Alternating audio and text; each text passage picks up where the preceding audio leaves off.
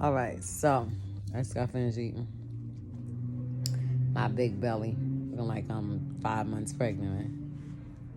But that's just the clothes. They big. So I'm just here. I just got finished eating my din din, which I know I'm gonna eat again before I get in the bed. But I just need to just talk a little bit on today. If I can remember or feel like it, each Sunday I'm gonna try to do a video on my service at my church and how it went and things like that, right? So now, my back to church, I want to throw this right in there quick. My back to church Sunday, I found out that there was a young lady on the line. And I'm going to try, I need to mark it down. Lord, bring it back to my remembrance to put it down. I want to mark it in my notes. This time I'm going to say something because they didn't want to acknowledge it. They didn't say nothing. I think it was said that it's a service that I put together, whatever, I don't know. But they didn't give me any opportunity to say anything. I mean, even though I could have said it in my testimony, but I wish I could have ran the service like I wanted to run it, which were, okay, fine, I ain't got to preach or nothing like that. But at least let me run it the way God wanted ran. But therefore, I would have been able to acknowledge people. I would have been able to acknowledge it. So what I'll do that. I probably got to lead the service. Maybe me and somebody lead it. I don't know. I'm probably going to lead it. It's my service. I was thinking about Michelle and them, but I got the word that they don't want Michelle to lead no service, even though they didn't tell me. And I need to put her up there and let them tell her. But I ain't going to embarrass her like that because since I know I'm not going to put her up there and then Bishop comes out and sit her down. Or Bishop comes to me and then I'm going to have to, I'm going to say it. Then I would say to him, well, you need to tell her that. It's not my place to tell her. I'm not her parent. I'm not her pastor. And I'm not her bishop. I'm not her leader. Let me put it like that. So now with that being said, we had church today, right? We had a pretty good service. Well, I think so. You know, there's sometimes I go to church and I wish I had stayed home. You know, it's just sad to say that sometimes you go into the house of God and you can't seem to get leverage.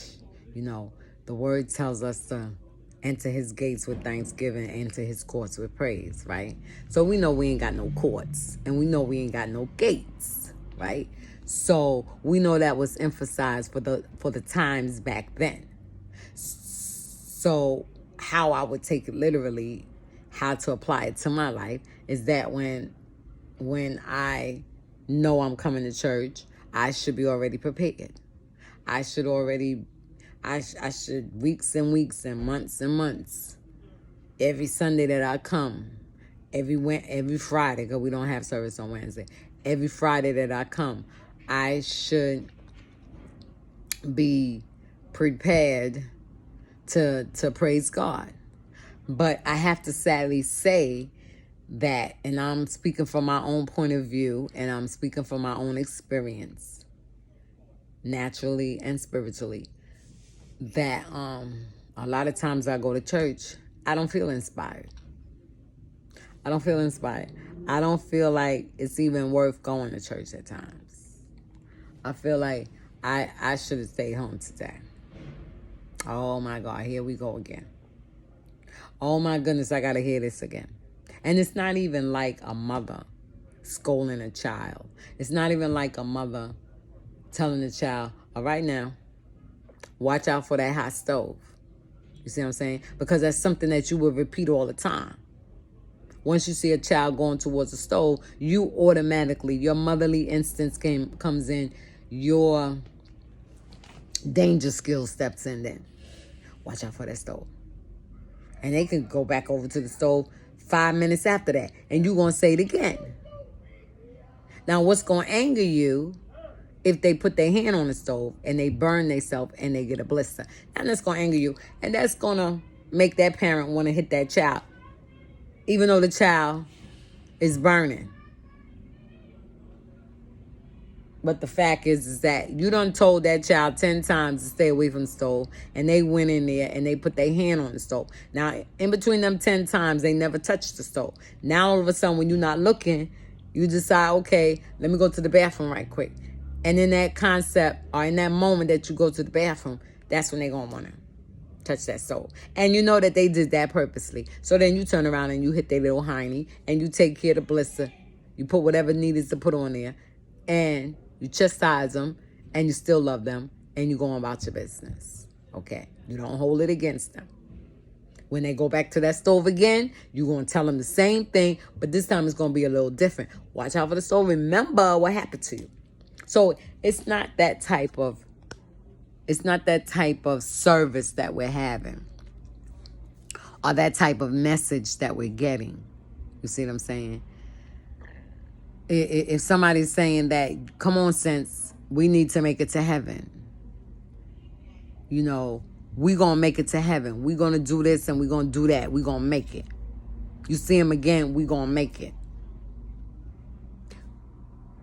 Oh, we done did that. That made us, that put us a little closer to God. Now we're going to do this. We're going to make it. Now that's the same message being preached. You see what I'm saying? Helping. Encouraging, helping the person to make it. But when you come to church, if I'm about to get a praise here from somebody, let me stop. That was a joke. A ha-ha joke. So now, you come to church, you wake up. First, let's go up to waking up. You wake up in the morning, Sunday morning, and you say to yourself, oh yeah, Sister so-and-so did this. I didn't do this. I should have done that. So when I get to church, this is what I'm going to say to Sister so-and-so. If it ain't nothing positive to Sister so-and-so, you shouldn't even say it. If it's something that's going to tear down Sister so-and-so, it shouldn't be said. If it's not going to benefit the rest of the congregation, especially if you're going to say it to Sister so-and-so in front of everybody, then it shouldn't be said. So now, with that being said, we had the service, right? I testified. The song that I sang was, I won't go back. I won't go back. Ooh, my God's been good to me.